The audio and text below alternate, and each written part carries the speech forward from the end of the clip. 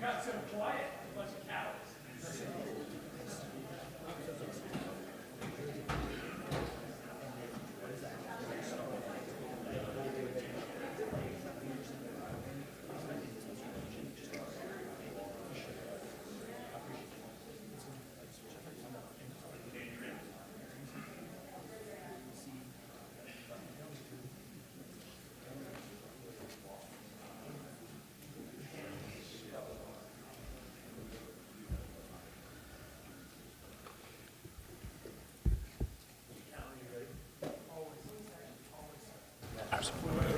You walk up those stairs and you go to your respective seats. Which You seats? walk around and Where's the follow seats? Dan. How do we get like?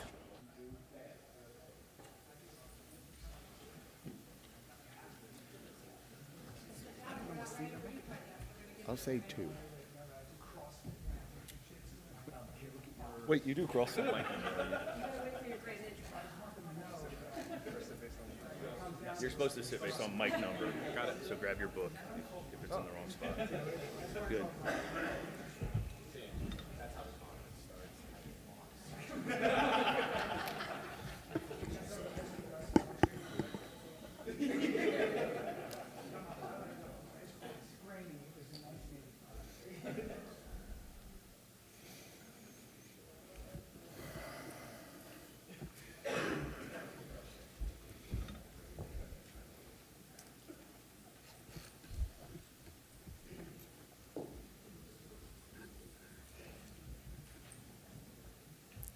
All right, good morning.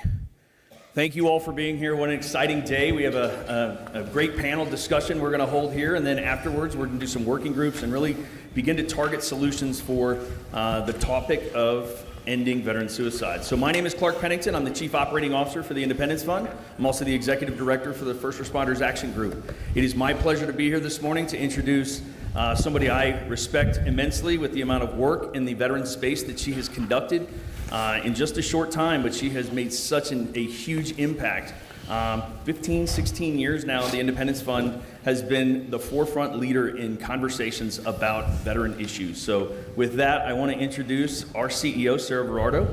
She is the CEO of the Verardo Group, and many of you have probably seen the Verardo Group pretty extensively around SHOT Show already this week. The amount of programs and projects and things that are really happening out there are because of the vision and the motivation that this lady brings to this conversation and this topic. So it is an absolute pleasure to introduce Sarah Verardo, the CEO of the Verardo Group.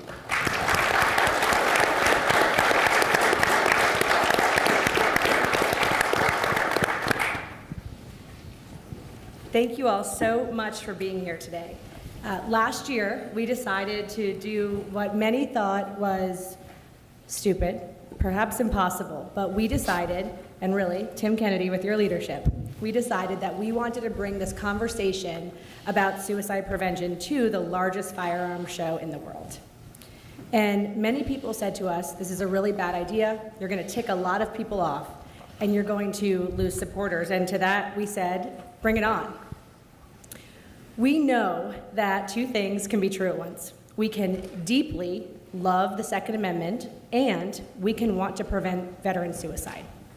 I think that the advocates in this room are working towards both every single day. For those who don't know me, the drive to create these innovative programming with so much incredible support from the community really can be traced back to my husband, who served in the 82nd Airborne. He was so proud to serve, and I did not understand when people would talk about military brothers. I didn't understand the bond that can be formed from those who serve together in combat. But what I have come to learn in the 13 years since his service is that there is no parallel in civilian life. There's none. My husband was wounded twice in the Arghandab Valley area of Afghanistan in April of 2010. And I would later learn of the absolute tenderness and love that his military brothers showed to him. Even when he couldn't hear them, they continued to talk to him. And that bond and that military brotherhood kept him alive that day. And in the 13 years since, he has endured more than 100 surgeries and more than a decade of speech, visual, physical, cognitive, and occupational therapies. And he requires the full-time help of a grown-up to live at home. And those military brothers of his are still brothers in every single sense of the word. And they're the why behind so much of the great programming that we have been able to create thanks to our supporters across this nation. We believe that veteran issues should be purple, and we believe that every single American can and should stand behind our nation's bravest population. In 2018, we were at another funeral for another suicide from one of the beloved members of our Bravo Company family. And at the end of this funeral, one of the guys, kind of joking, said, well, I'll see you guys at the next one. Because at this point, the only time they were gathering were at funerals to say goodbye to another one of their own. And I realized that these men, they were still paratroopers in every single sense of the word, deploying and running from every corner of America when there was crisis among their ranks, but it was too late. And I left there, and I decided that we had to do something about it. We had the platform to do something, and it was a crisis, and it was horrifically sad, and I did not want to see them at another funeral. And so I called the VA and the Department of Defense and the White House and Congress, and I said, I have a really crazy idea. I want to reunite the combat unit in the formation that they originally deployed in the name of suicide prevention. I want them to rely on each other on the home front the same way they did on the battlefield, understanding that this trust that they instilled each other in Afghanistan or Iraq or any of the many places that our military has been for the past 20 plus years. That could be the life-saving difference for them at home, the same way it was overseas. And just like last year with the SHOT Show panel, I got a couple of head pats, but we did it. And within 48 days, we had a government program of record MOU. Since then, we've been able to reunite hundreds and hundreds of combat troops and that formation that they originally deployed. And it's really special. If you ever have the chance to come to an Operation Resiliency retreat, you will see grown men hugging, kissing, crying, greeting one another like the long-lost brothers that they really are. And now we're here, and that willingness to serve from so many continues. Tim, we could not do this without your leadership. You continue to set the bar the very highest, and you bring into our ecosystem incredible patriots and people who have hearts of service, who do so much selflessly. They've already served, they've already given more than most, and they always say yes, they always show up. And I said to Tim once, Tim, I just feel like people, they're inherently good. And he said, no, we are surrounded by inherently good people by design. And I think that about every single one of you who is here today. And I'm so very grateful for each of you coming, being willing, and serving, and being the difference maker. At the Verado Group, we live an ethos of be the somebody, somebody's got to do it. And every single one of you live that every day.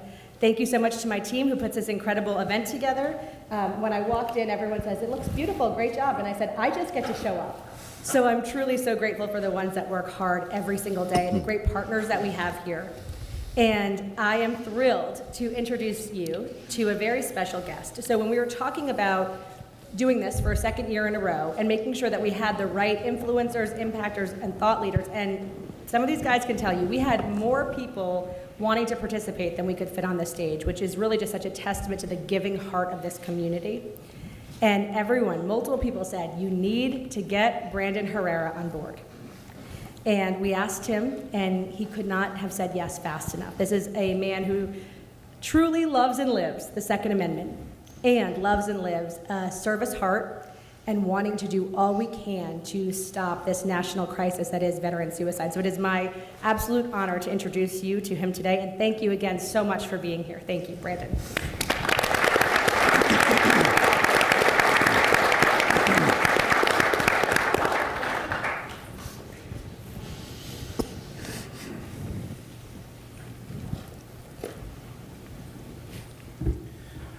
Thank you guys so much for coming out and for joining us this morning. I know that if you're here, odds are you got a very busy schedule. So thank you for carving out the time to come and be with us today. My name is Brandon Herrera. I'm a Republican candidate for Congress for Texas District 23. Woo-hoo!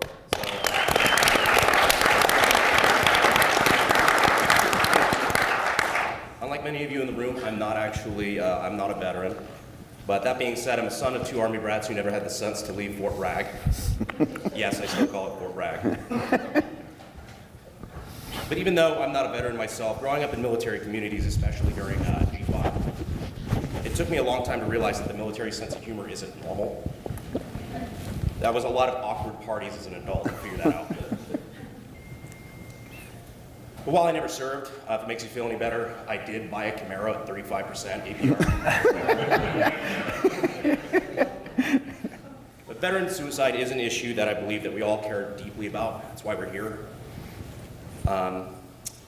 This room is full of some of the best people in the entire industry for this mission. I've had the privilege of knowing these humans on stage for a good bit, plenty of friends, and a couple of ne'er-do-wells, but including, of course, Mr. Tim Kennedy, which, if I could just swear, if I could borrow 10% of your energy, I think we could all move mountains.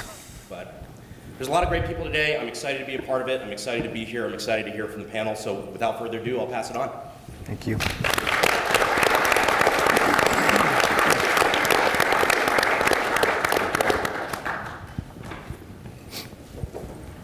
Okay, I have the pleasure of introducing our moderator today, who will then in turn introduce all of our panelists. So with us today is Brian Kalen. He's an American stand-up comedian, actor, writer, and podcaster. He studied acting at the Beverly Hills Playhouse. Kalen began his career as one of the original cast members of the sketch comedy series Mad TV. Kalen played Coach Meller in the Goldbergs and reprised the role as the main character in the Goldberg spin-off series Schooled. Kalen was born on a military base in Manila, Philippines. Because of his father's career as an international banker, Kalen lived overseas until he was 14 years old, and he attended American University in Washington, D.C., where he graduated with a bachelor's degree in history. Kalen currently co-hosts a podcast titled The Fighter and the Kid, and a top iTunes podcast. He's known for being regular guests on other popular podcasts like The Joe Rogan Experience and Fight Companion. Kalen is also known for his work in theaters, comedy clubs around the world, but most people know him as one of Los Angeles' favorite comics. Sir?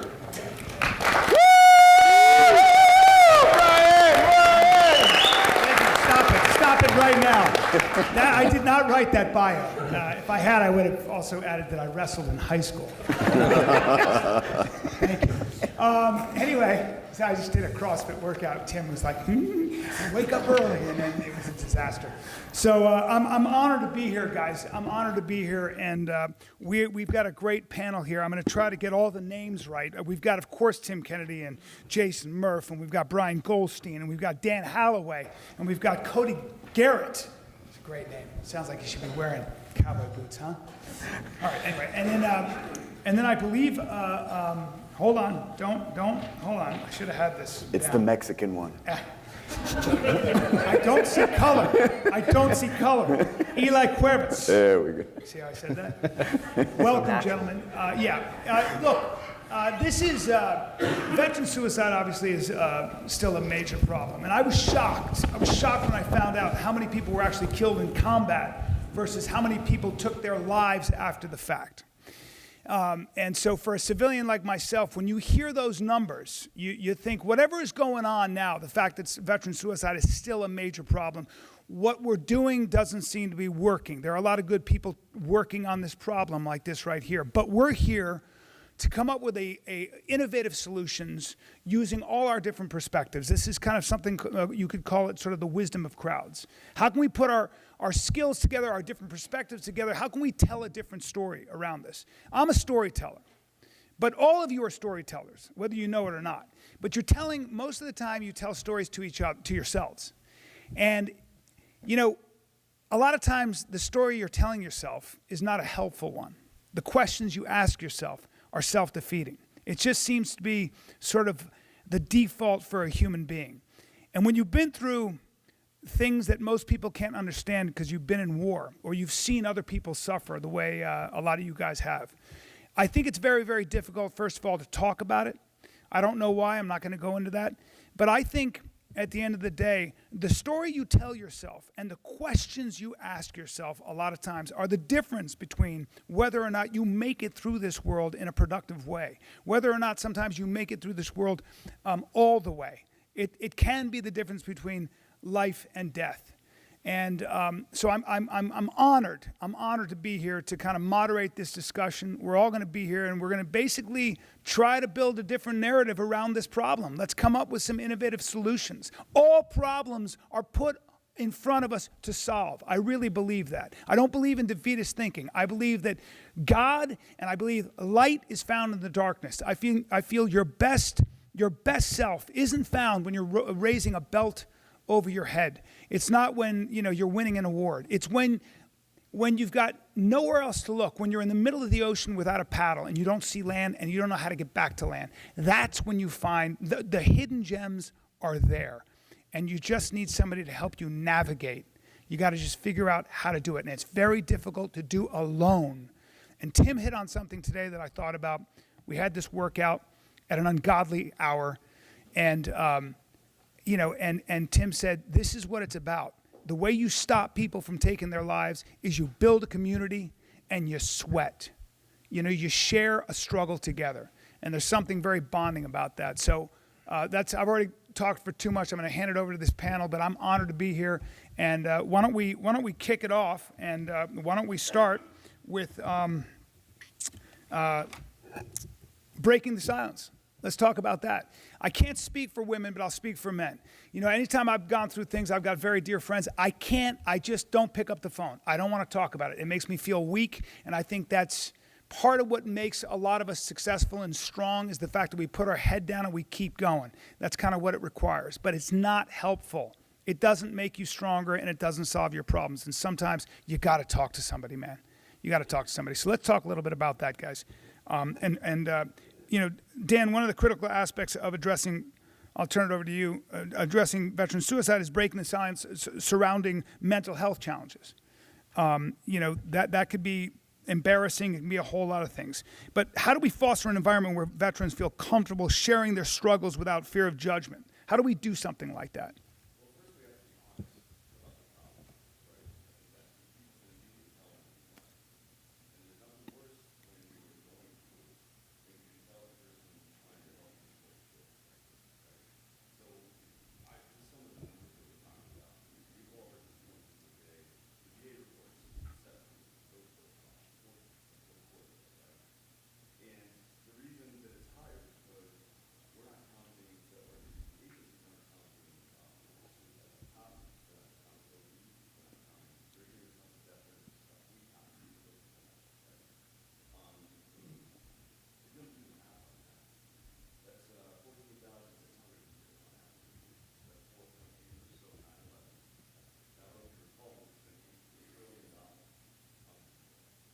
8 trillion with a T.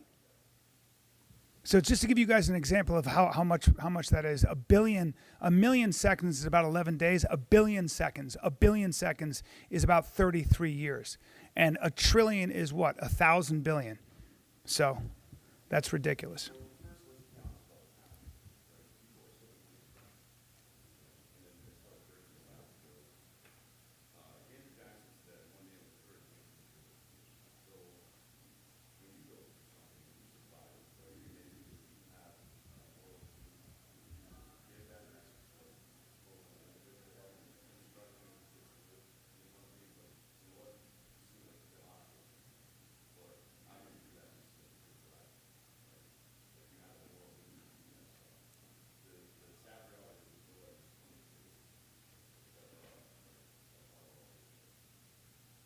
Wow. Brian, your personal story involves addressing and overcoming trauma.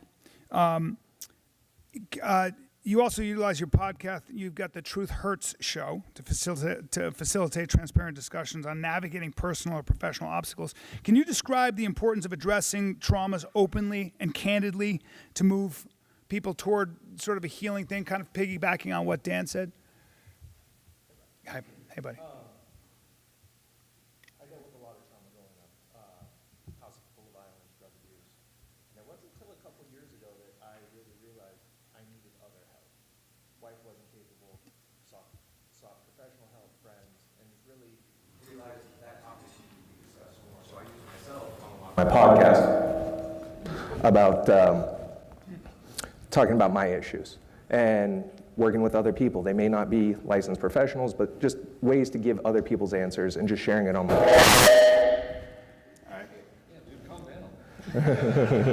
Powerful voice. Seriously. Gods.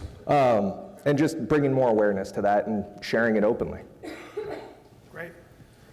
Cody, let's turn it over to you. Law enforcement, you're an influencer. You get huge numbers on YouTube. Military service. Can you talk a little bit about how to shed light on this problem and how to help people break their silence? Yeah, do you want to hear something really fucking stupid? Yes. Yes. When you say suicide on YouTube, it gets you age restricted, which means your video doesn't get any push.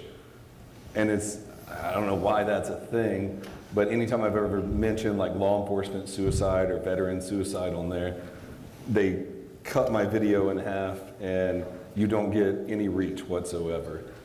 But no, I think I don't think it's a hard solution or issue, man. It's just all about reaching out to your boys.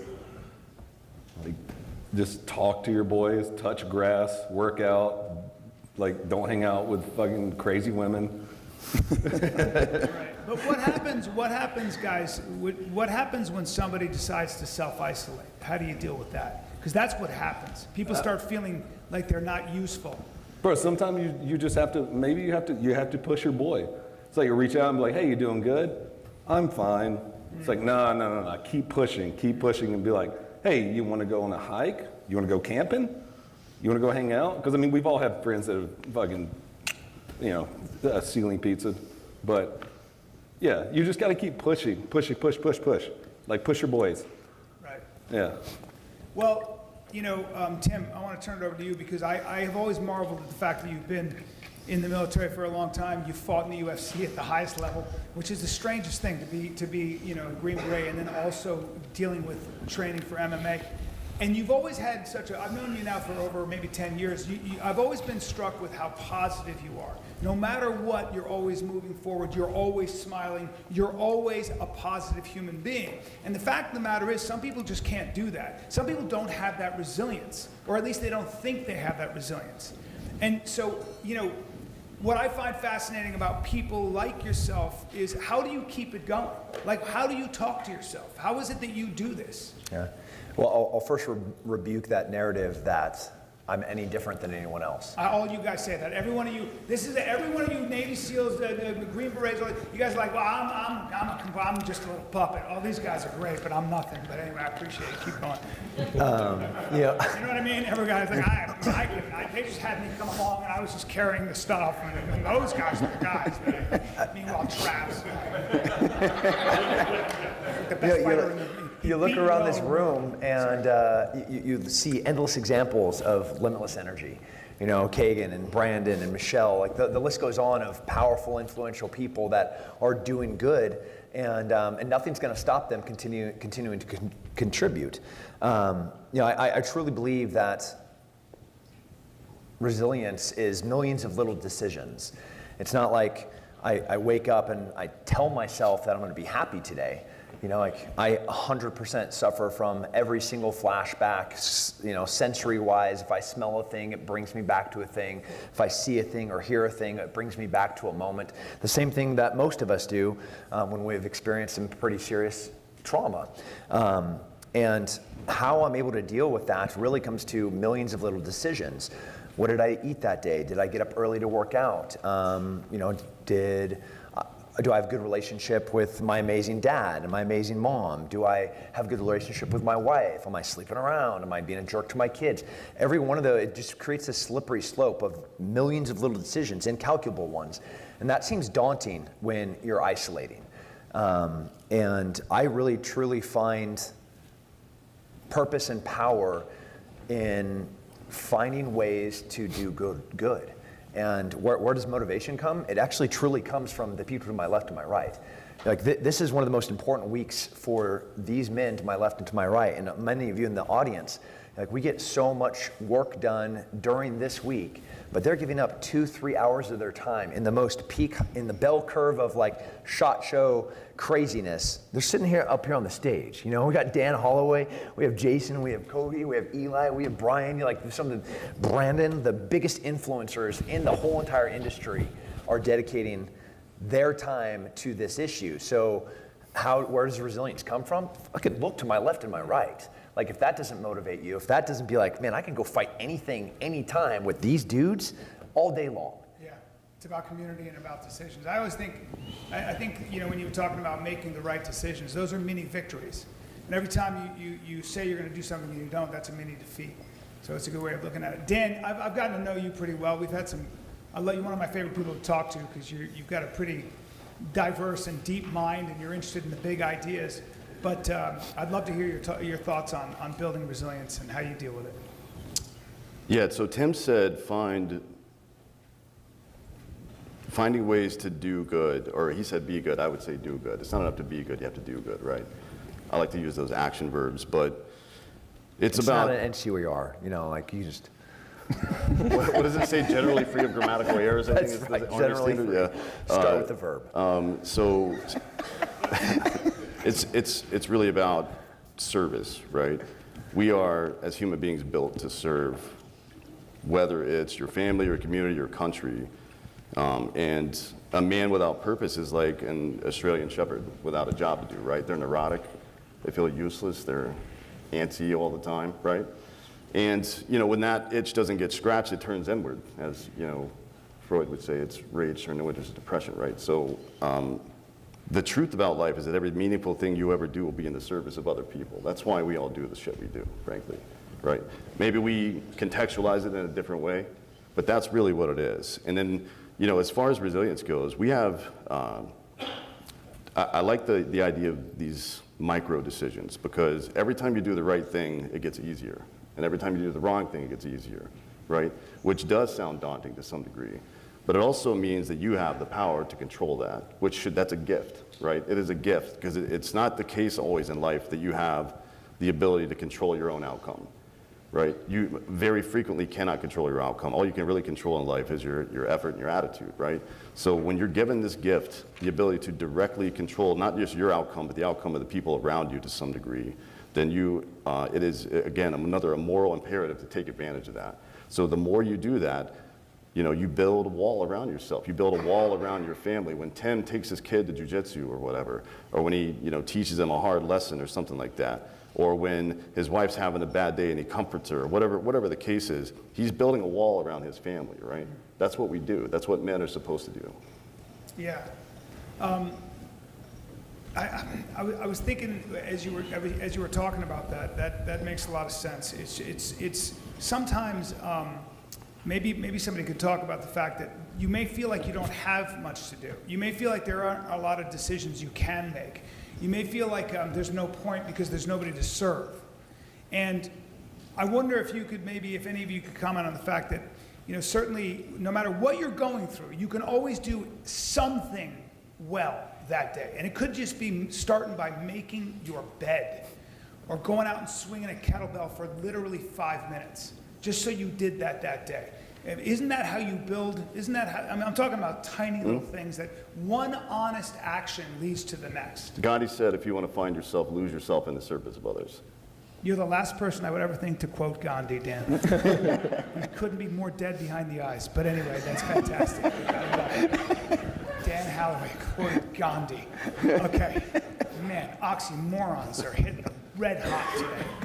I have this on my sheet. I have access to mental health resources. And when I read that, before I even read the chapter underneath, I think to myself, when I hear access to mental health resources, if I'm going through something, that sounds to me like a government office with bad lighting and some professional it sounds like a conveyor belt that's not going to help me at all. If I'm feeling depressed, the last thing I'm thinking about is mental health resources in my community and where I can go. And I promise you a lot of other people probably feel that way. Because no matter what you do to create mental health resources, aside from maybe a psychiatrist that can give me Prozac or something that'll keep me from going crazy, I get very, I'm not optimistic. So can you talk a little bit about what you think a viable solution in regards to mental health services would be, resources? Because a lot of people probably go, there's nothing for me, it's not going to help me. Sure. I mean, this is true in all facets of life, whether it is your health or governance or whatever. The more power there is at the base, the stronger the thing is, right? This is an architectural principle as well.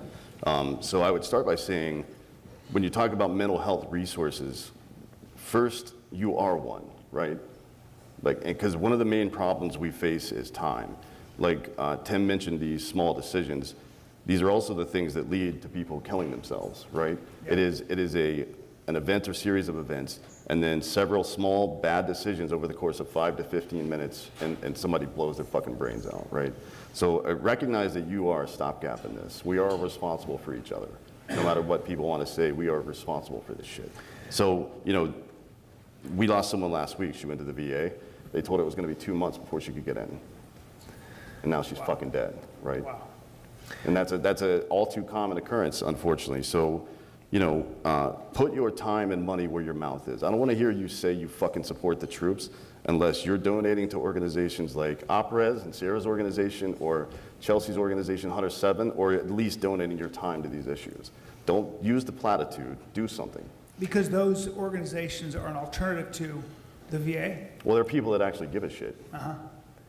Brian, as a business person. I want to get into the, yeah, I want to disparage the VA because they do a lot of good and they do work hard. It's a bureaucratic mess that is the government, and the government, as we know, is flawed. We are hoping for changes within the government in this year, but we don't know how that's going to go. On the individual responsibility level, I don't think there's ever been a time in American history where we've turned to the government and be like, please provide me the solution. The solution that they give us is a good solution. So us looking to the VA or to any government organization, like the worst thing you can do, or the worst thing that we can hear is, hey, I'm here from the government. I'm here to help. And you're like, oh, great. This is going to get terrible. But there are extraordinary people in here that make the difference. First and foremost, it has to be on the individual level. It is on you. If you're at the workout this morning, you were required to find that person that you thought should have been with you at the gym and working out with you. That would have been the first decision, right? They had to get up, they had to drink water, they had to brush their teeth, and they had to go to the gym. At the gym, they had to exercise, they had to find community, they had to sweat. Already, they're 1.5 hours into the day, and they've made 7 fantastic decisions. This then puts them on a trajectory of positive decision making. The inverse of that is what Michelle Young experienced last week, where she's calling and there is no help, there was no support, she felt isolated, she felt alone, and I personally, in military capacity, had to drive 10 hours to pick up a soldier and sleep in a bed with him in a crappy motel that I had to pay for out of pocket while I'm on the phone with Sarah, trying to figure out how to get this soldier a bed in a mental health institute, in a mental health hospital, because he was going to kill himself. Someone who self-selected into it, by the way. That's right. Didn't spiral. He said, I've got a problem. I need help. Yeah, it was a health and wellness call. I pick up the phone, I call him, and he says, man, I'm in a bad state. And I'm threatening to burn hospitals to the ground if they don't find me a bed, and 100% transparency, because that then caused some other problems. But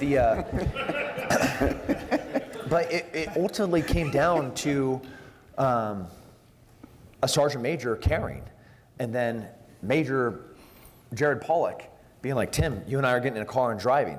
So like, can not all of you do that? Like, cannot all of you then give that much of a shit about one life? And we have a lot of time in the day. How many hours do we have, Eli? 24, Cody. That's right. Do we need to make use of all of them? Good job, buddy. Yes. Yeah, that's right. So, I know math. we were arguing the other day. He's like, I got to set up the cameras. It's like, fantastic. There's 23 more hours that you and I can get some work done. And he gave me that same face. But he also knew that I was being completely serious. So you do what you want with your time. You can go out on that casino floor and you can sit there until a stewardess or a waitress comes by and gives you a drink. Or you can walk, have a lunch with Josh and be like, man, let's do something great. Let's build some great things and make this world a better place. I can bump into friends that I get to spend some time overseas and be like, man, we're going to connect some dots here, and we're gonna burn this thing to the ground and build it like a phoenix rising from the ashes. But this is on you to do.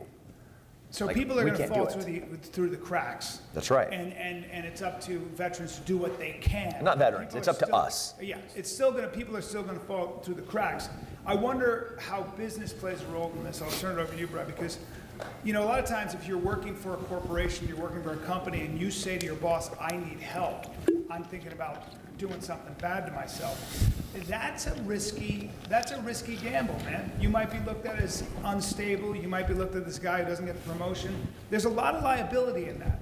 So can you talk a little bit about it? Does free enterprise have a role to play in this issue? I've had several employees over the years come to me and just have personal issues and open up about it. And I've always had an open door policy, whether they're struggling with money or depression or alcohol, and I've paid for guys to go through treatment just because they're part of the family. They're helping my business. They're not just an employee, they're part of the team. And really, people reach out on Instagram all the time. Hey, can you help me in business? I'm having a hard time. I'm really struggling mentally. And I can't get to everybody, but the majority of them I reply to and give them some tips and guidance and point them in the right direction. And walking around the show, people stop me. Hey, because of you, I know you don't drink. I went sober last year. I got a bunch of messages like that over the years. Wow. Eli, I'll turn it over to you on that since Tim called you out here. By the way, congratulations on your shoes. Thank that you. outfit is fantastic. The guy puts it together. I mean, seriously. That puts me in a good mood just looking at you. All right. Sorry, what were we talking about? Oh, yeah. Important issues. I'm very superficial. I'm 10% gay. So. Go ahead. My favorite 10%. Yeah, 10%. No, it's being proactive instead of reactive. Everyone is on a rush to get out of the military when you're getting out. You're trying to get that DD-214. You're not talking to your boys about this traumatic experience that is going to happen of being alone. You just get separated from your guys in 3 months and you're like, hey, I'm ready to hit just the outside of the civilian life. And then you realize you don't have that circle around you anymore. You are used to having a circle. Thankfully, everyone on stage is that circle to me. I'm truly blessed to have these people in this room. I know if I'm feeling down, I can reach out to Brandon, I can reach out to Tim, Dan, Cody, anyone on the stage, and they will cover down for me. We need to talk about that well in the military and having private soldier specialists prepping for that. They understand, it's like, instead of, what am I gonna do once I get out? How am I gonna, making therapy cool, talking about emotions. Everyone's a guy or even female, it's both where you just you don't want to open up, you don't want to discuss your feelings. Instead of talking, it's like, man, hey, you look fantastic today. You look great. You look great. Thank you for the shoes. It made me feel good. And messaging a person, telling them something. I love my buddies because it is something as simple as I will get a text from Cody. Like last week, I just get a text. It's like, man, truly appreciate your friendship. You're an amazing human. Thank you for everything. I text him back, hey, appreciate you, brother. those little things that will help elevate your friends and take away that. It also sets like the precedence for mental health, reaching out to a larger audience, getting that in the military, getting the privates, everyone understands like, hey, you're going to have something happen you're not used to when you get out. There isn't going to be that team. Prep for it, raise awareness for it. They know now when they get out, they have this community of veterans or people in general to cover down for them. They're expecting it. They're also open to talking about their feelings. They're open to mental health care. Like a lot of people are terrified of therapy. That's still a taboo. I come from a generation where you didn't talk about that stuff. In fact, if you saw, my dad came home, I remember my father was a Marine, and came home and he goes, guy's in therapy. Like he's going to a psychiatrist. This was considered a weakness. You did not fold to your emotions. Do you guys feel like we are making headway in this space? Talking about the fact that I'm not mentally strong sometimes, I have mental illness. I feel like this is very new. Talking about mental illness in general is what? 15 minutes old, let's be honest. Yeah. Yeah, but you wouldn't like, I mean, part of it is just talking about how stupid it is, right? The weirdness around that subject. Because sunlight's always the best disinfectant, right? And Tim jumps out of an airplane at 35,000 feet and sprains his ankle.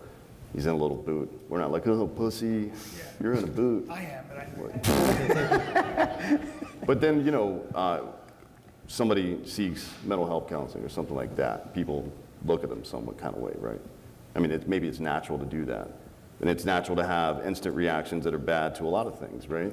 We see somebody that may look or think differently than us. We immediately form an opinion that's probably stupid, right? You push past it, right? You have to have the courage to do that. But and also to cover down on that, it is our job to set that precedence where people, like, I love being around the guys because we talk about that now on a mass platform. Like, we have all the internet to discuss these things. And a month ago, I cried on the internet in front of, yeah, that's fun. I was like, no, I'm never going to watch that video. But the amount of responses was nothing but positivity because they're like, holy shit. You opened up. If this dude can open up, this dude's been through a lot. Everyone on this stage has. But he can open up. That ain't so bad. I need to do the same. I can talk about this. It's setting the example, especially just setting the example and following through with it. Jason, you're all the way on the end. I've been ignoring you. And as a business leader and a guy who's involved in this space in one way or another, can you talk a little bit? What are your thoughts on this? You know, as a business owner, influencer, however you call it, all of us are. CrossFitter. CrossFitter. He was there today. Just for this morning. We have the ability to take everything that we learn, especially like military and law enforcement. We're blessed with having great leadership. We're also blessed with having very bad leadership. And I've learned more from bad leadership than I have good leadership. Those are the traits that I stay away from. And then the good leadership, those are the ones that are always in the back of my head as I'm making actions, decisions. So like for my organization, we're building a family and a community to where we have the open door policy. I talk with my employees whenever they have the problems. I share my problems with them. We work through it together. One of the good things that we did last year is we actually started programming it to where all of our employees actually have their gym memberships covered on top of everything else. And then now we have different groups that all go to the gym and compete with each other. And it's just building that camaraderie and then being able to turn around and share it. That's one of the reasons why I love food, and I'm in the food business, is food always brings people together. Let's talk a little bit about risk factors. And since we are streaming this, let's piss some people off and raise a question. There are risk factors. There's addiction. You guys were talking about it. There's also guns in a lot of houses. I know everybody here owns a gun probably. And my opinion is, I'm sure most people here are probably Second Amendment people, but there are a lot of people that are not. And there are good people out there that believe that gun control in some measure is a way to save lives. And we're talking to them. So, you know, I think that question must be raised among you guys who understand violence, understand gun safety, understand how to use a gun, et cetera, et cetera. But look, if somebody's having a problem, if somebody's thinking about hurting themselves and there are a bunch of guns in his house or her house, I want to get those guns out of that house. How do we address that situation? How do we talk about that in relation to the Second Amendment, in relation to mental health, because this has got to be talked about. We can't ignore it. It can't be like, well, we're just on this side and those guys don't know what they're talking about. There's an effective argument out there. That It's always a mistake to assume that because you don't like somebody's solution to a problem, that a problem doesn't exist. Mm-hmm. Start there, right? Be honest about the situation. I think anybody would struggle to say that they don't know at least one person that shouldn't have a gun, right? In general, crazy people. We don't do mental institutions anymore, so those people are just kind of cruising around out there. But what we do know is that the state can't be involved in this. They can't be trusted. Find me one example of a government in the entirety of human history that didn't disarm and then oppress their people. It doesn't exist, and it never will, right? There's only one reason to do that shit. That being said, there is an impetus on us. Every right comes with a responsibility. It is the yin and yang of life. And if you aren't willing to have that hard conversation with your friend, like, hey, you're struggling, I'm taking your, not, I think I should take your guns. I'm taking your shit until you're better, period, the end, right? Because we don't respect that weak bullshit. If you come at us sideways, we're just gonna be like, no, I'm fine, don't worry, I'm fine, I'm good. Hey, and then it would get aggressive, like, fuck you, get out of here, not taking my shit. If you walk right in there, if I walk right into Tim's house and say, I'm taking this shit until you're better, Tim respects me now, right? And you have to have the balls to do that shit. Yeah, I 100% agree that it's not a government solution. This is a private solution, and this is an individual responsibility solution. I personally experienced, the phone at 3 o'clock in the morning from a drunk colleague, and he's like, "Man, all we've done our whole entire adult lives is deal with death. I just can't do it anymore." I was like, "Awesome. Hey, before you die by suicide, can I have all your guns?" He's like, "What?" I'm like, "I want your guns." He's like, "Why do you want them?" Because then they're ghost guns after you're dead, and that's rad. And second is, and he got so mad at me that in this moment of thinking that I wanted the guns more than I cared about him living. Of course, I care more about him living, and all of that anger and all that rage went from himself then to me. And he's like, fuck you, asshole. That's right. That's 100% right. Which is, by the way, the appropriate response. Yeah. And and he's alive today. First Responder Action Group, another amazing wing of the Verardo team. They're training law enforcement about how to deal with a veteran in crisis with a gun. Like, these are special skills in a very dangerous moment. Like, being able to de-escalate something and knowing how to talk to somebody, knowing how to care about someone. This is where the solutions are, and they're definitely not with the state. They're definitely not with the government. It ultimately comes down to somebody giving a shit. Mm-hmm. That might be a police officer, that might be a colleague, that might be a neighbor, that might be an employer. And ultimately, we're talking about filling cracks. Like, the government is not going to fill those cracks with viable solutions that are going to provide any meaningful fix. Nor should we expect them to, right? That's not the government. The government's job is not that, right? The trouble lies in how you define mental illness, and then you're asking a government panel or experts to define that and then take Government action. doesn't have those, first of all. So, yeah. But go on. No, I know. But they did do a good job with COVID. Okay. Who said that out loud? Who said that? Guys, seriously. All right. Can we talk about the definition of mental illness? We talk about the suicide numbers of 22 a day. When I came back from, I think, my second combat deployment, there was a serious degree of recklessness with myself and most of my friends. I wasn't overtly trying to harm myself, but there was, without a doubt, no degree of concern about my life or my well-being. What motorcycles I drove at what speeds without helmets, and when I would go skydiving, and did I really turn on my Cypress, all of these things were just reckless. Going all the way back to being a child, being a kid that had a couple of women pregnant, grandpa's dying, just crashed my motorcycle, which was a separate bad, reckless decision. As I hop in the ocean butt-ass naked and swim due west into the fog, I wasn't trying to kill myself, but I surely was. It's a great chapter in that book.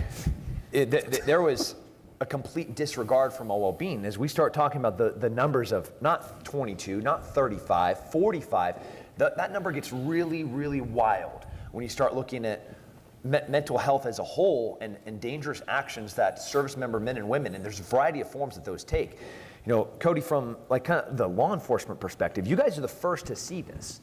You're the first ones that ultimately have to interact with that guy, that veteran that's driving 110 miles an hour. Yeah. And, or he's on a dirt bike, drunk as hell. He's not on the road, but you got to figure out what to do with him. What do we do? Like, one, how do we define this problem? And then two, what should be those initial interactions and solutions? Well, what's fucked about that is it's like if you do, you get a drunk veteran who wants to commit suicide. It's like we have two options, like you arrest them or send them to the hospital, which isn't going to help. So that's another path we need to look at for law enforcement, especially. It's like, who do you call? Who do you hit up? Yeah. Because we didn't have that option when I was a police officer. Like you're not set with a phone number. It's like, hey dude, call this. It's like, no, you go to the hospital or you go to jail. Yeah. So and we dealt with a lot of veterans who were going through a crisis. Cherokee, where are you at? Cherokee still in here? He stepped out. First responder action group, I talked about them. Like this is an exact example of a private solution to a national problem. That phone number is literally their phone number. They're going to send a guy that is trained in how to deal with this veteran in this moment of crisis. And this is currently in a couple of states, but it's going to go nationally. And how many lives can this save? There's been hostage situations. This has been veterans on the phone with 911 driving, talking about killing themselves, and one of these guys are the first ones to interact with them, and without a doubt saves the lives. But it still comes down to a private solution, not a state solution. Nope, not one bit. It's like the de-escalation video. It's the one that went viral where there was an individual that was going to off himself. Police officer showed up. He de-escalated the situation. You probably all have seen it. The guy was having a bad day, crying, and the cop's like, he didn't raise his gun, brought it down. He's like, hey, what's going on? Talk to me, brother. That dude opened up. They got him the help he needed from that one video. Yeah, cops get a lot of hate these days, but you got to have some balls to walk up to an armed guy and put your hands at your sides. Yep. As you guys are talking, Tim, you're talking about your second employment, riding a motorcycle too fast and stuff. A lot of cultures historically, whether it was the Greeks, the Romans, or a lot of different cultures everywhere, always had a transition ritual, a transition bridge when you came out of war to get back into civilian life. Even the Mongols talked about this. So, we don't have that in this country. We don't have a formal ritual. We don't have a supported bridge for people who, and I think now in history, we've never had so few people doing so much fighting for so long. And to try to transition from that extreme environment with all the things that it brings to, I don't know, going to the grocery store and running a routine life, man. We don't, how do we help people transition? How do we figure out a way to create that bridge? Dan? So you can't be afraid to die in combat because you'll be paralyzed and you can't do your job, right? When you come back to civilian life and you don't fear death anymore, that's a problem. You make reckless decisions. You don't spend enough time caring about the things that matter. The only way to do that, and he mentioned making his friend mad at him to turn the anger off of himself. We do this in the inverse as well. We stop, the secret of life is that it's not about you, right? That's why we serve. So when you find yourself in these moments, or you see your friends in these moments, you have to redirect that stuff back into service of other people, right? That's the only way that it'll ever work. And when you do that, you start to value human life again. Like even today, I don't think anybody on this stage is particularly afraid of death. What I'm afraid of is letting Tim down, or getting Eli killed because I fucked up, or letting my family down, right? That's what scares me and keeps me up at night. And if you can get people to start thinking that way again, right? In small practical ways, reassociate whatever fear mechanism they have, right, with their service to the community, now you've got a real person again.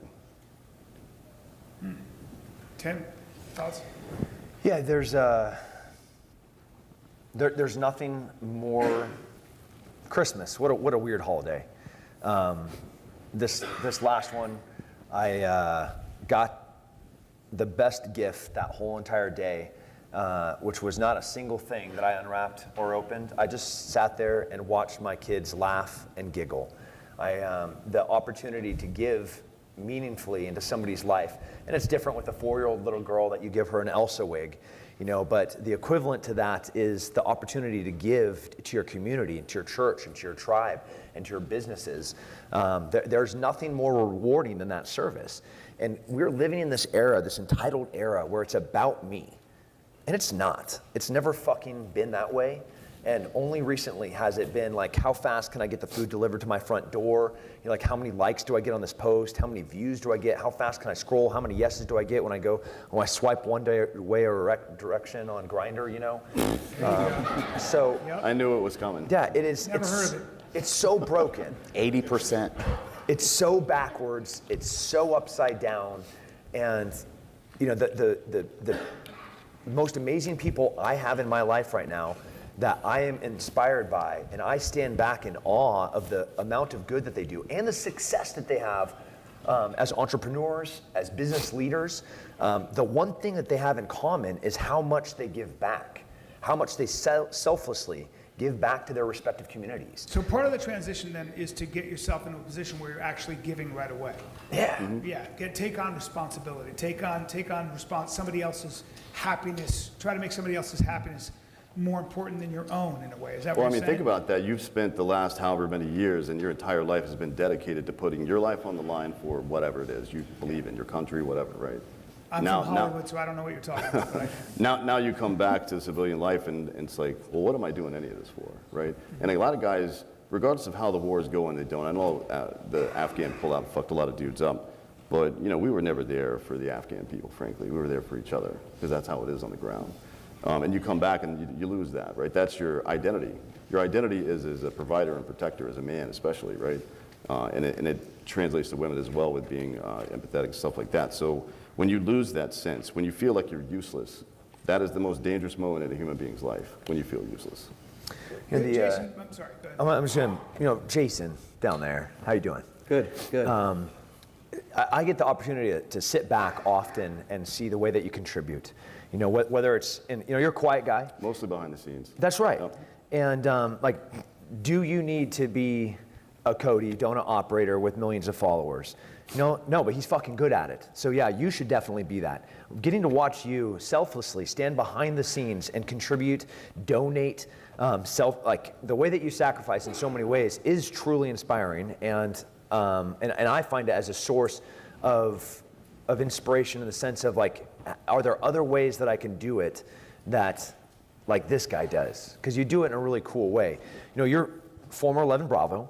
That transition from service into as an entrepreneur and figuring out ways how did that go for you? And how do you do it now? Because we all do it very differently. And you may be on the spectrum of service or the furthest from this loud mouth. So what Dan was just saying on at your lowest low is the most dangerous point. We can flip that. Your lowest low, you have nothing to lose. A lot of people look at that as a negative. If you have nothing to lose, you're the most dangerous person in a good way. You can go out and do whatever you want. If you lose, you fail, go right back to where you were. All right, cool, let me try this shit again. And that's for my stuff, as an entrepreneur, I have more failed businesses than I do successful ones. And you have to keep on going step by step by step and building that. And so one of the reasons why, trying to think of a way to say it, for giving back and why it's so important to me is it's that sense of, Dan, you said it earlier, on it's in the human genetics of... Right, we're biologically programmed to serve each other, right? Right. We have to be, because otherwise we wouldn't have built civilization in the first place. That's just the way it works. And so for my military service, it ended early. Not by my choice, unfortunately by an awesome Navy doctor doing a great surgery job. And getting out with that, I had no purpose. I have no idea what I wanted to do. And in that transition, I decided to go to college, absolutely hated what I was doing, and I hit my lowest low. And that's whenever Grill Your Ass Off was started, was in that low. And I saw all the dudes who got out whenever I got out, still serve, started losing more and more people by suicide, and just instantly wanted to give back at the start of Grill Your Ass Off. And you know, Grill Your Ass Off is called that because humor brought us all together in our times of service. And like I said earlier, food brings us all together. It doesn't matter race, religion, politics. You put down a good brisket, everyone's going to shut up and enjoy each other's time. Yeah. And then oftentimes that's whenever our deepest, darkest fears and secrets to talk about come out. So with that, I can't do everything. I can't do YouTube. I can't, run a business. I can't give back and make that big of an impact in the veteran community.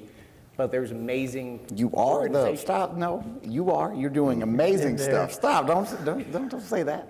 In a way, but there's other people like Sarah with the Independence Fund that I can donate to, I can give my time to, and I can contribute. And instead of one person doing it, there's hundreds. And that just continues to force multiply. And you're a motivator. You said it best right there. How many failed businesses did you have? 6. But look at where you are now. That is what you had, your failures, and you learned and adapted each time. That's what people need to reflect on. If it's just handed to you, you are not going to appreciate it. You appreciate your job because you've done it 6 times, and finally on the 7th, it's taken off. This thing we call failing is not the falling down, it's the staying down, right? Somebody said that. Gandhi, smarter than me. right? More Gandhi. And I think with that, you said having it handed to you. You're not going to be appreciative of it. You're not going to be accountable of it. What happens whenever we get out of the military? Here's the VA. Here's a pat on the back. It's okay, buddy. Side note, VA did call Tim. Well, you can verify this. This morning they kept calling. I was surprised. I was like, what? But it's what he's talking calls. about. What he's talking about is the IKEA effect. It's a psychological principle where even if you receive something 80% assembled, if you assemble the last 20%, you feel a greater sense of ownership and pride over it, right? Mm-hmm. This is like just basic psychology. We never apply these like ubiquitous, small but meaningful lessons to any of this stuff that we're doing. We just like toughen up, dude. Stop being a bitch. Do you guys think there's a role, besides with podcasting and YouTube and things, is there a role for technology? Brian, I'll turn it over to you for a sec. Like, is there a role for, in this digital age, AI, can anybody think of where that could be used to help in this situation?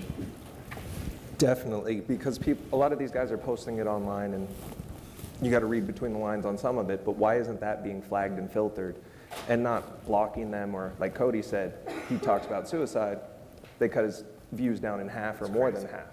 And do you know why that is? Have you ever gotten an answer? Because I can't get an answer from Bro, YouTube. okay, so Bro, here we go. That's how you know he's about to say some real shit right there. I almost have 5 million subscribers on YouTube, right? It took me to 3 million before I could call someone at Google and talk to them, and they still give me vague answers. Yeah. But I have no idea, man. If you mention suicide in a video, age restricted, boom, cut your reach down. Instantly. And I've talked about it. I've talked about it in some of my videos. I'm like, hey, dude, I know you guys see your first responders see the worst stuff in the world. You know, you arrive to a crash and you see baby spaghetti all the fucking time. Like, there's help out there. Don't commit suicide. But at the moment I say suicide, dude, they just... It's the algorithm problem. Yeah. It also might have been baby spaghetti. I don't know. That's the AI actually doesn't mind that. Yeah, he said baby spaghetti and stealing pizza. I'm not going to be the same. I don't know what to say about this. I just feel like crying. But anyway, anybody else on that? I mean, is there I can just see people coming up with apps and things, something that kind of tracks. There's on the technology side, there's 2 parts of it. One is technology recognizing somebody that's in a moment of crisis. The second part is the negative effect that social media has to someone on the mental health. Like we know for a fact that young men and women, the more time that they spend on the phone, the more depressed they are. The more time that they spend on social media, the more mental health problems that they have. And it's that bitch serotonin. That's right. Dopamine, yeah. That dopamine and serotonin, they get you. You're trying to get those likes, you're trying to get those views, you're trying to get that recognition, that acknowledgement, and that is such a synthetic, fake version of it. Like the things that we so desperately want in that recognition from our communities is not coming from a device. is not coming from a phone. It's not coming from a bunch of people that we don't know. It's coming from our peers and our colleagues. And as we get more distance from real life and real human interaction and real time outdoors and real time with our feet walking in the grass, the more time that we spend on the stupid devices, the more damage that we have. You know, so there is a responsibility on the tech side to in some way, shape, or form start protecting these young developing minds from being damaged by their apps. They know what they're doing, and shame on them for it. Like it's despicable and it's disgusting that they know that they're hurting these kids. And even on the adult side, there is an individual responsibility. You know, you do have to be disciplined to put your phone down and stop scrolling and stop looking at the next video that's going to pop up and, you know, see the next funny thing that this dumbass says. But shame on them for trying to manipulate these algorithms to keep you on there for longer. Sure, that's the whole goal, is to keep you on the platform longer, which is why, you know, one of the things that people like us with platforms and Eli, Donut Operator, all you guys, Nico Ortiz in the audience, Veteran with the Signs, a lot of dudes here with a lot of big audiences, they speak to vets. Do your stuff, you know, put that message out. You guys are all putting out good messages, and then redirect it. What's the call to action after that, right? Like we built this community, now we're all enjoying this comedy or whatever it is together. Okay, now what? Go get your friend and share it with him. Not literally share it with on Instagram, but like walk over and show them, then you guys sit down and talk about it for a while. Yeah, when I do a post, I'm not telling you guys how to do it because you guys are such incredible creators. I follow you guys. I think you're brilliant, and the way that you guys connect to your audiences are amazing. You know, I post a workout every other day, and it says, post your time. You know, like, cool, you see my workout, but come and beat me. There is a call to action. Go and do it. If I'm posting a shooting video, I'm going to say, this is what it is. This is the range. This is the requirement. Beat me. Send me your video. And in some way, we collectively have to be better about empowering everybody that follows us and the influence that we have. The responsibility that comes with that is we do have to get them off that device. Cool, watch my video, move on, man. Go watch Donut's video, go watch Eli's video, go watch Dan's podcast, then go work out. Yeah. You know, go do something meaningful. Something simple, right? Work out with people. Yeah. You know, what I'm getting that's the key, what right? I'm getting from you guys, and I've been listening, is, you know, it sounds to me like productive action, community, productive action within a community, and ultimately finding others to serve. The less time you think about yourself, the better, the happier you are. That's right. And that seems to be the overriding theme, which is very interesting to me. And in person too, right? I mean, like there's a million things we can do. It's easy to be critical of the organizations that are trying to help when things fail, right? But the truth is we have 2 senior members of the VA in this room today trying to figure out fucking solutions to this stuff. So it's not like they're not trying. You can't get negative about this stuff. So we just got to work together, right? How can, you know, Unsubscribe podcast have like, hey, you guys, we're going to do a special event this Friday night. It's a watch party. I want you to get together with 10 or 15 of your buddies and all watch it together. We're going to do some shit. We're going to have a live chat, blah, blah, blah, right? There's really simple ways that we can help rebuild this community, and we're the only ones that can do it. You know, I want to just see if you guys can comment on this, because there's another thought I had. I think you can, again, I'm going to speak for men. I don't want to speak for women, but I think that men have an overriding, you could really say to men, their biggest fear is that they are a coward, and their biggest aspiration is to be a hero. And I think all of us kind of come up with that sort of idea, you know. And a lot of you guys see, a lot of times, if you can see it, if you can see it, you can mimic it. And I would suggest, and I would say to a lot of you guys, alpha males, a lot of you guys that are leaders naturally, like Tim and Dan and you guys and Cody and all you guys up here, you know, when you're a younger person, when I was a younger man, and I heard an older man I looked up to be vulnerable, be self-deprecating, cry. I never saw my dad cry. I never saw him cry. But when I saw that for the first time, a man cried that I admired. For me, I said, oh, wow, oh, man, I don't have to constantly walk around thinking, pretending I got all the answers and that today is a good day to die. I can actually, that's exhausting. That's exhausting. And most of us are raised that way because that's something called strength. But you know, my feeling is that if you're out there and you have people that look up to you, and a lot of people in this room, you guys are those kind of guys. You got fighters here, you got SEAL Team 6 guys here, you got all you guys. You guys are the alphas, you guys are the heroes. And for you guys to continue to talk about this, that is what makes the difference. I'm going to give you a quick anecdote. Roger Bannister broke the 4-minute mile. It was considered physiologically impossible. It was not possible. The year he broke it, I think 4 or maybe 5 other people did it.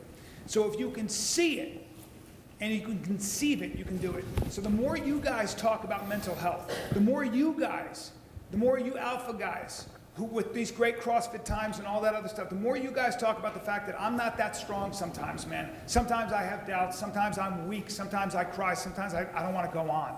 When you guys do that, you make it okay for the next generation of young men, and I hope women, to be able to say, but you know, I'm weak today. I don't feel good. Maybe I can talk to somebody. Maybe I can cry in front of my friend without losing my friend. Without my friends going, let's take his stuff. He's a bitch. Yeah, but laughing's as important, if not more important, than crying. You know, like I was thrilled that you said yes to host this. You know, it's an honor. Well, I was thrilled for a very important reason. Obviously, military has a dark sense, a different sense of humor, but there's humor. We laugh about tragic things. We laugh about hurt. We laugh about trauma. And I was so proud and humbled when we were like, hey, we're going to do a Christmas Eve podcast, you know, specifically with the intent of attacking suicide over the holidays, which we know it spikes. And what did we do for 3 hours? We laughed. We mocked each other. We had a blast. We had a blast. And then Tim made a pickle. Yeah, Oh, boy. I don't know what that means. God. No, I had a pickle. It was a big pickle. Boy. And immediately following that, the hundreds of messages, the hundreds of emails to all of us of like, man, that was my night that I know was going to be the end. But thank you. Your laughter, your joke. You know, Goldberg sitting there like picking his nose and accidentally fisting that Santa cap.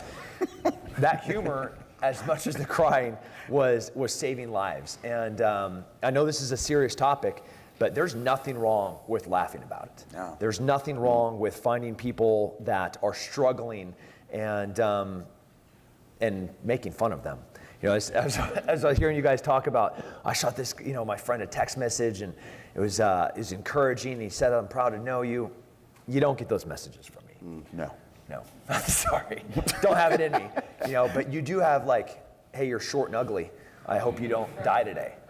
Grabbing me and pulling me back and That's right. pretending to It's like stab stabbing my you in the neck. neck. Yeah. But we Friendship. laugh at the end of it. You know, Brandon, I'm sorry I spilled bourbon all over you yesterday. You know, and I felt bad about it all day, but we did laugh about it. Yeah, I'm sorry. But like that laughter, as fear is contagious and dying by suicide is a contagion, like we know that is a contagious thing, as is depression. So is courage and so is laughter. And you're like, why am I positive? Maybe because I know what the other side looks like. So choose those millions of little decisions to be happy and to find ways to laugh and to find ways to bring joy and to lead and to be courageous, because it is contagious, man. I'll follow you into the depths of hell, you know, and you're one of the bravest men I know, and there's not a doubt. They're like, hey, we're going to go attack this issue, and I was like, whose car are we going to take? You know, that's the power that each of you have. And would you guys say that as you're talking, you find your best self when you've been your worst self, or at least you find the light when you've been in the darkness? I mean, a lot of times you have to be in the darkness. Your roots have to touch hell for your branches to reach heaven, as Jung said. But can you talk a little bit about that? Diamonds are formed in pressure. Yeah. That's So the best whatever way you're to say going It's an through- opportunity, right? I Yeah, mean, every whatever you're shitty going through is situation. an opportunity to get Right. closer to your best self, Yep. right? Yep. I mean, how do you learn? So the weight doesn't get lighter, you get stronger. Sit with that. Think about that. Like that's a meditation mantra for some people. The weight doesn't get lighter, you get stronger. And there's only one way to do that, right? It's to lift the goddamn weight. I like that. Well, should we wrap it up? Let's open it up to some questions. Oh, wait, before we do that, I also want to say it's important in culture who our heroes are, right? Yeah. Because it used to be Jimmy Stewart, right? Used to be what? Jimmy Stewart, remember the actor Yep. Jimmy Stewart, Major General in the United States Armed Forces. Left his acting career to go fight in wars twice. Ted Williams did the same thing twice, right? These are people who were at the time at the top of their industry, hyper successful. Pat Tillman, another guy, right? Gave his life for this country. It's important who our heroes are. If it's slapdicks on the internet doing dumb shit, if it's The Bachelor, we got a problem, right? Amen. Questions? I have a couple, just listening to you guys, very inspirational. Thank you for being here today, and thank you for inviting us. I guess one of my questions would be, and I think of some of my friends that, when you see them struggling, and you do extend that branch of help or invite them to do the fun thing, the go working out instead of the going to drinking and being alone, and they don't want the help. Like, I know you spoke about forcing it, but there comes a point where, you extend, and there's a point where you have a family to take care of, and sometimes when you extend, and give, you spread yourself too thin. And so, how do you navigate that balance? Well, one person didn't set all this up today, right? Sarah's team did. Yeah.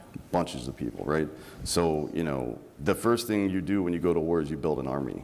And we are in a war against suicide right now. So in your local community, in your friend group, whatever it happens to be, the people that are doing well have that discussion like, hey, if anybody in this group starts getting fucked up, we're all getting in on this, right? Many hands make light work, that whole thing. Maybe you won't get through, but somebody else can. And it's your it's not your responsibility, it's just doing a good deed. Be like, hey, I'm not getting through to my buddy. Can you reach out and try something else? Or reaching out to their family and asking the same thing. Yeah, I mean, the direct approach is, hey man, will you come work out with me? That's great. Being a manipulative little snake and piece of shit also works.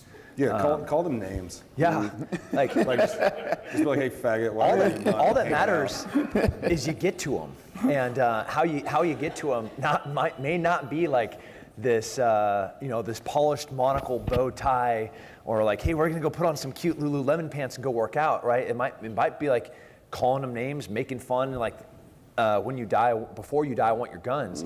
Like, that's manipulative. I was absolutely being an evil, manipulative person. Dude's still here. So like, what's the goal? What's the mission? Accomplish your mission, and that is to find a way to reach that person. You may not be the person that can reach to that person. In Albuquerque, bro, like, that place is hard. And you might have to get creative about what that solution looks like. But don't be intimidated or daunted by the fact that you first found resistance or you failed in your first few attempts of reaching that person. Yes, Sarah. Thank you, Michelle. That was amazing. That was amazing, Michelle. You've been such an advocate for us. Thank you so much. Karate hottie. Just say it. It's a great name. So I guess one of my questions is, we talk a lot about limiting lethal means during a time of crisis, and there are some people who think that the objects are the issue. And those of us in this room, we know that the objects are not the issue. So the objects may be done. That is not the issue. However, how can and should we limit all lethal means? Lethal means meaning guns, vehicles, drugs, when someone is in a moment of crisis. Oftentimes when suicide is unpacked after, by the command or by the VA, they're able to discover that some suicides occur during what is called a moment of impulse. So how can we put time and space and lethal means away from that time? Was it 74% of all male veteran suicides come by firearms? But the things that we know is we need time and space from that moment of impulse and that moment of crisis. We're pretty clever people. Like, if I have the desire to do a thing like die by suicide, I don't need a gun to do it, or a car, or a rope, or a motorcycle, or a parachute that I didn't turn a cypress on, or like the list goes on of the ways that I could die.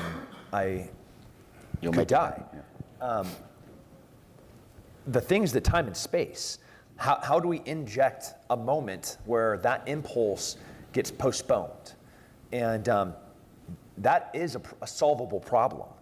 We can't take the thing away because there's too many things to take away. Can we separate that person from the most convenient ways for them to die by suicide? Sure. But that has to not be done by the state, and that has to be done by caring individuals that not just care about that person's life, but also care about that person's freedoms. You know, when we're looking for, it's very specific and written in the Constitution that there should be due process. In every single red flag law, there is not due process for that individual to receive their freedoms back. First of all, they can never be taken because they're God-given rights. And now the impetus is on us to figure out how to put that time and space from that moment of impulse and that moment of crisis into, you know, tomorrow's going to be a brighter day. And we literally limitlessly came up with countless examples of activities, ways to intervene, mental health counselors, hospitals, like trained frag people, law enforcement. All of these are portions of solutions, and they're just little pieces of the pie. We have to grow that pie. And strengthen it too. Like again, I'll bring this up again. We've got people from the VA here that are trying to help and figure this out. It's easy to tear down the parts that don't work and throw the baby out with the bathwater. But who are you as a person if one of the avenues that someone could get help and you're tearing it down? Who are you? What kind of person are you that you're doing that, right? Like, and what's your motivation? And then consider the consequences of that. What if somebody's like, well, I'm not even going to bother with the VA. I'm just going to fucking blow my brains out now, right? Take some responsibility for that action because that's on you. The gentleman with that fantastic mustache back there had a question. Please. that is great mustache. I mean, that's a lion tamer. Andrew, mustache. do you see that mustache? You do? That's a standard, bud. That mustache, Andrew's mustache is great in Austin. When he comes to SHOT Show, he's just like, send it. Okay, I'm a quick fighter. I work with helping with an app called Sentinel, and you can all look at sentinelsafetyteam.com. And it addresses a lot of what you talked about, Tim, also, where the app is based on, you have peer support, you can take your own peers, and you can also do safe storage, and you can also have like a little sensor you can run your safe, and you can have your team of peers, your safe opens up at 2 o'clock in the morning, you can do like your example, you know, hey man, you okay? Or it's based, it's pretty cool where it's all volunteer based. They won $500,000 for the app from the VA contest they had for veteran suicide. And it's all based on 10 years of input from different veterans for the app. So, you know, everybody look at sentinelsafetyteam.com is the app, and I have a card for you, Tim. Awesome, appreciate that. Check it out. First of all, thank you all. This is really something special to see and to have such incredible guys up there talking about a very, very difficult thing that everybody's dealt with and put this thing together. Really, really fascinating. Question I have, first I'm positive. I don't think the government has an incentive to have a connected, unified, directed veteran class. I think that's a massive threat to the ruling class if you guys were to come together and get directed energy. So I don't think that they have a real interest in making sure you guys are healthy. Oh, yeah, 100% agree. This morning was having a great conversation with a great, powerful dude, and we're gonna fuck that. The veteran community is going to unite. We're gonna have a march in DC this year that is gonna have millions of veterans all coming together. Every single veteran issue, like the division has gone on for far too long, and we have one common thing, which is service to this country and a love for this amazing thing that is America. So 100% agree. That's going away. Like it's amazing to see the connectivity and all of these dots that are starting to get connected. And we saw in Afghanistan when veterans put their minds together and attack a problem, nothing can stop us, and that's coming. Well, I hope you're right. I am right. Citizen. I'm rooting for it. Okay, we got it. Well, don't root for us. Work with us, bud. Yeah. That sounds like I'm gonna be honest. How much He's got a second part. How much Go is on. that? All right, second part. The question that I have from guys that have served procedurally, we're hearing a lot about what happens in the 11th hour when shit's about to hit the fan. How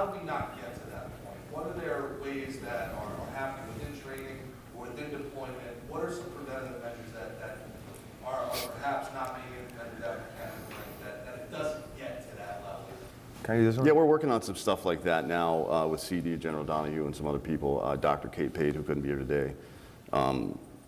Like prophylactic measures, right? Ways to make one resilient before. So somebody comes to basic training, we train them up, right? Then they go to the unit to get more trained up. We don't train their mind at all. We train their reaction time. We train their ability to shoot, be athletic, and all this stuff, even advanced problem solving, but we don't train them to be resilient. We would never treat any other weapon like that. CZ likes to call it the human weapon, and that's the most important weapon in our arsenal. So you're right, we are working on some stuff like that, some stuff that we know from a variety of different, psychological principles that can protect one's mind from this stuff, right? You feel it coming up, and you're like, nope, I'm refocusing. It's a lot about redirecting your energy and stuff, right? So, but if you don't give somebody the skills to do that, then the confluence of factors to include shame and just the busyness of life and all this stuff will compound, right? And you get into that situation, so it's about unpacking that stuff. We tend to solve problems in the West way downstream. It's a huge problem for us, right? Like, oh, there's a bunch of poverty in the country now. How are we going to solve that? Well, let's give them welfare. Like, no, let's get them out of poverty, right? So these are solutions that are being worked on, for sure. Sarah. Okay, so I am joking. Did she change seats? Yeah, she's She's acting like a new person. Sarah too. I keep joking to them and saying I think these are the two bravest people in the room, but they may be, because these folks are from the VA and they do want to help. And I think the fact that they showed up today speaks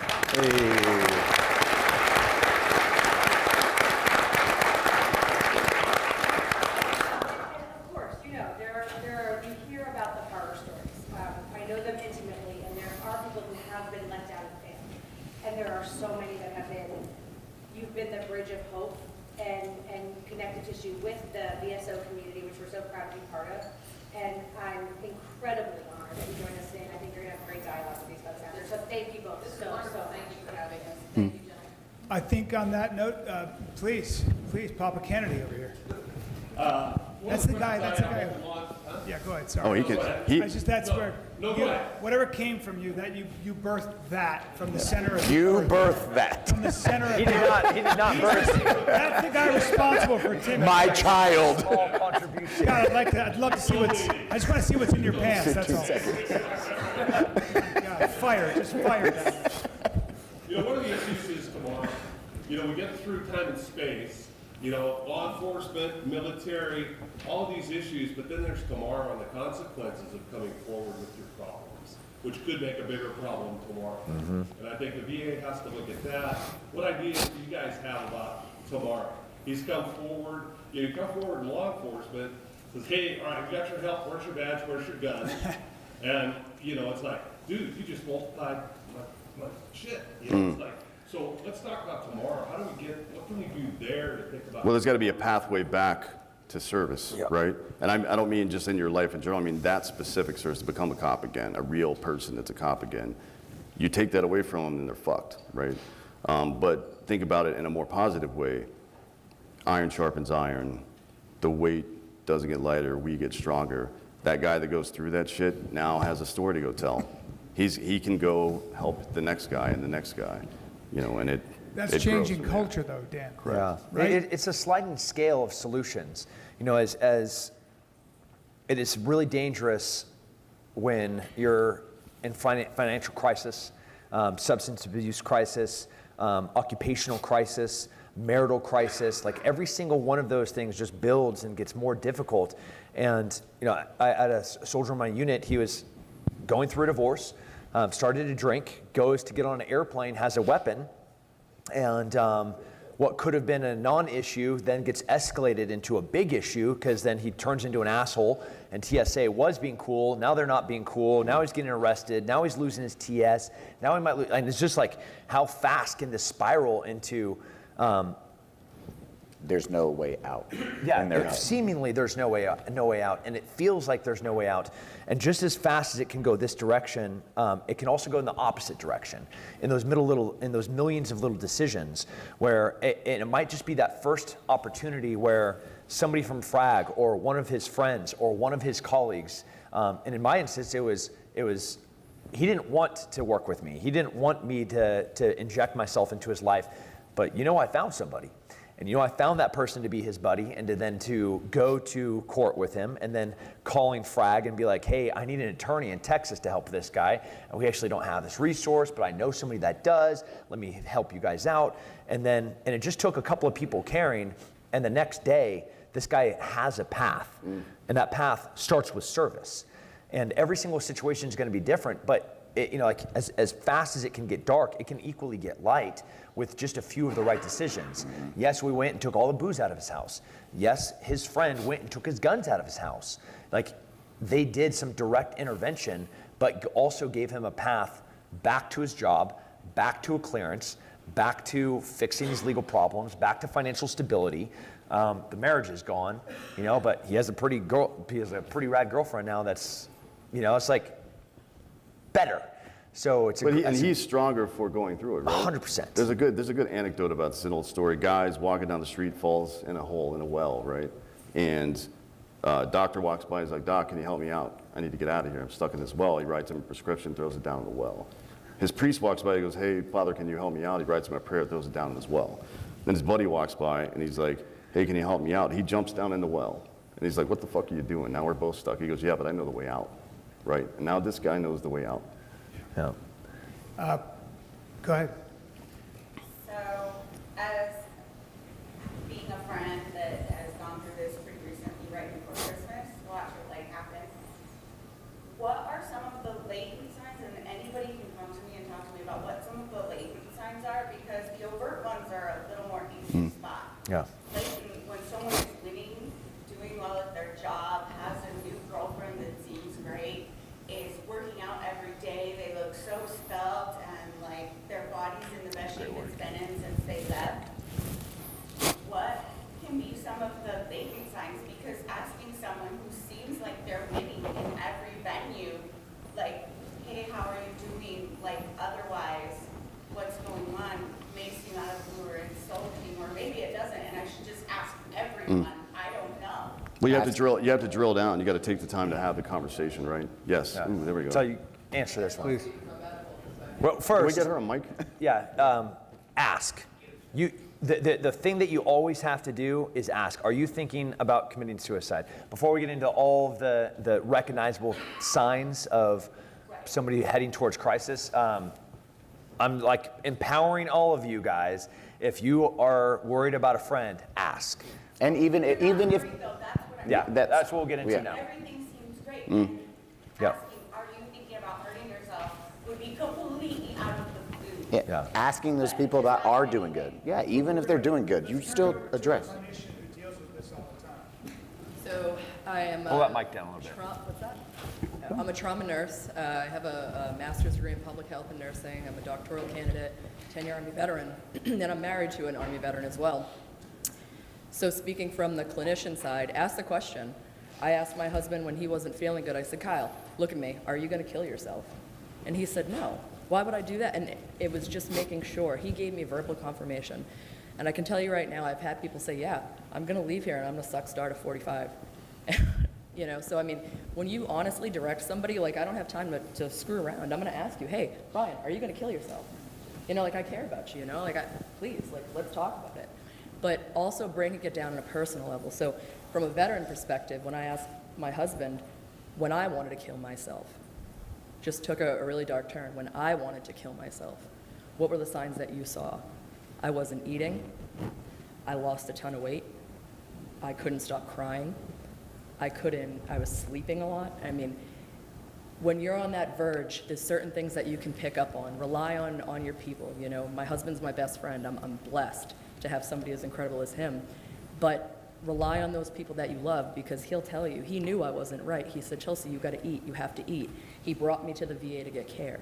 There's little things like that. So from a clinician perspective, you have to ask the question, but more so rely on the supports too. So I might shut down. When you become depressed, you shut down. You literally involve yourself, and it's tunnel vision. You're like, my mind's on that mission, that 10-minute grace period between the time you think about suicide to the time that you get that firearm and put it in your mouth, 10 minutes. It's that quick response. Mm-hmm.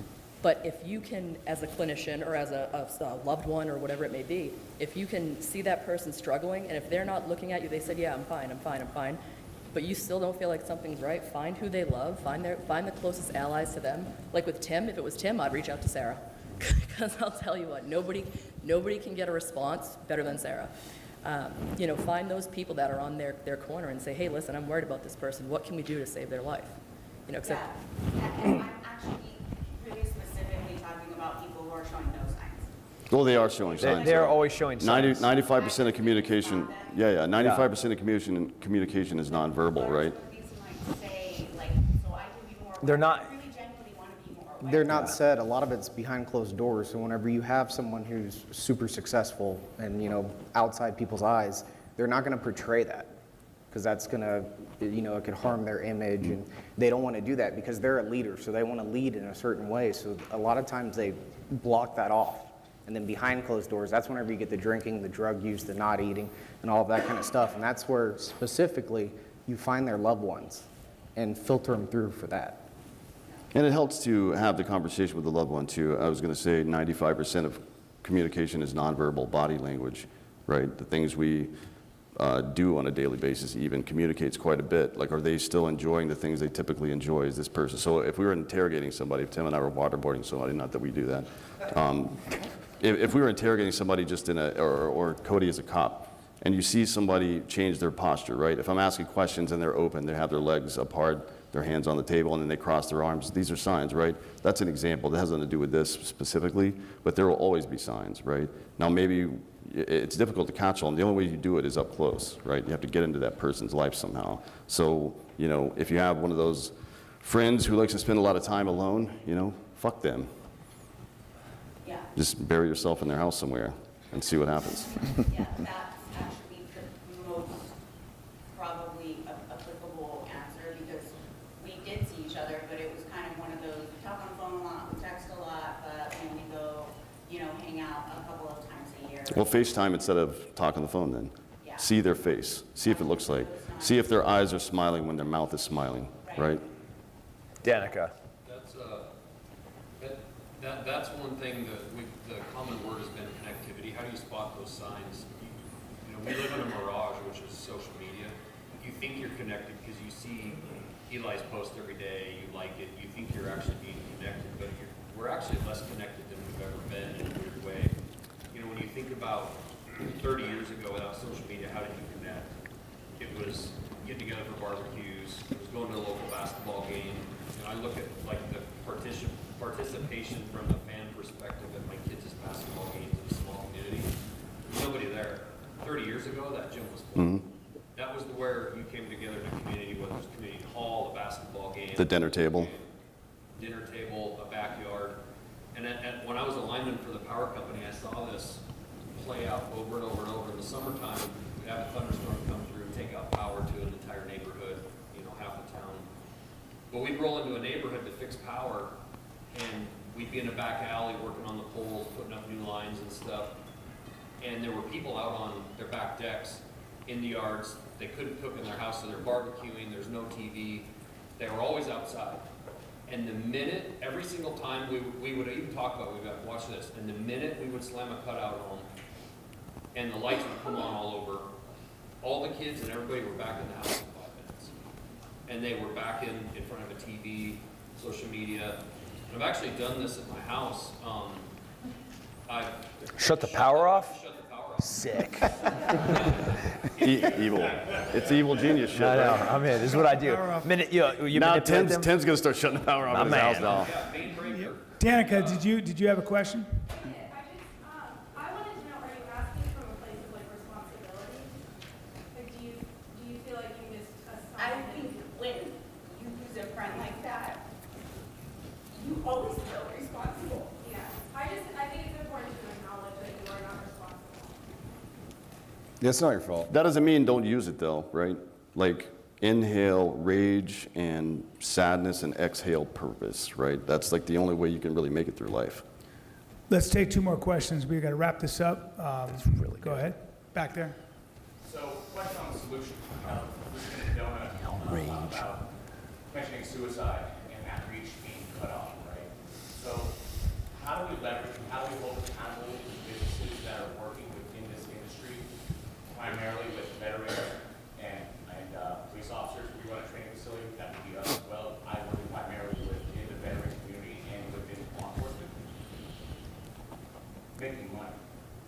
how do we leverage these companies, right? These bigger companies that are working in this space to help deliver that message in a way where Google doesn't have a way to censor it, right? How do we get that community to come together, right, and deliver that message and help that reach? How are we holding these companies accountable? Well, as far as reach goes, Donut and Eli are the guys to answer that question, for sure.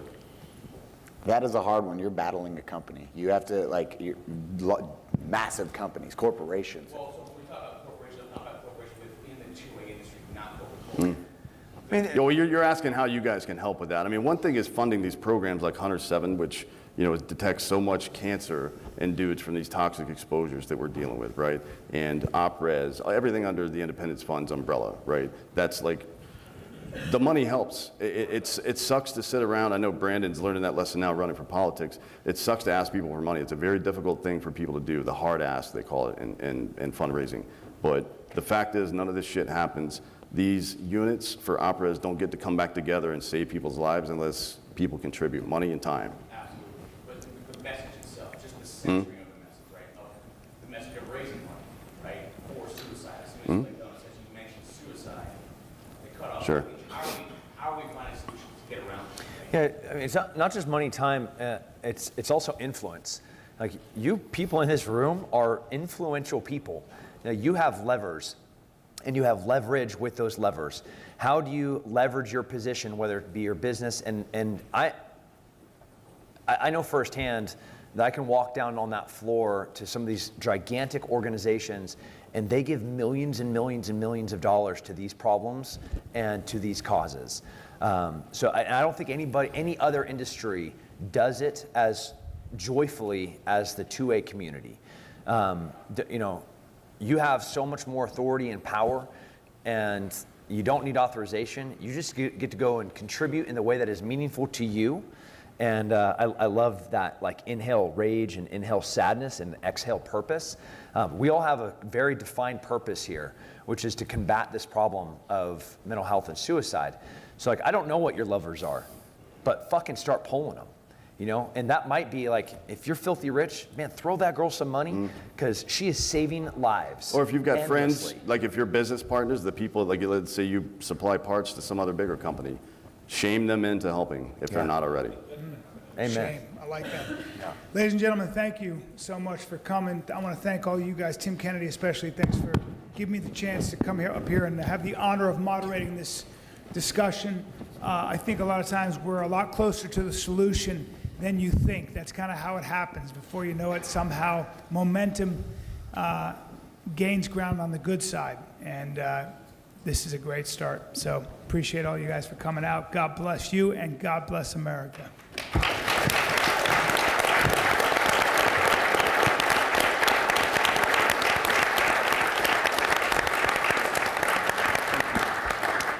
All right, so we're going to take a 15-minute break. There are some snacks in the back. There are some small sandwiches outside. We're going to take a 15-minute break. Listen, I'm going to hold you guys accountable here. I want you all to come back here in 15 minutes. We're going to continue this conversation to continue to target solutions. We've heard from an amazing panel here this morning and this afternoon about topics that are really tough to discuss. We want to continue that process forward. So we'll see you in 15 minutes.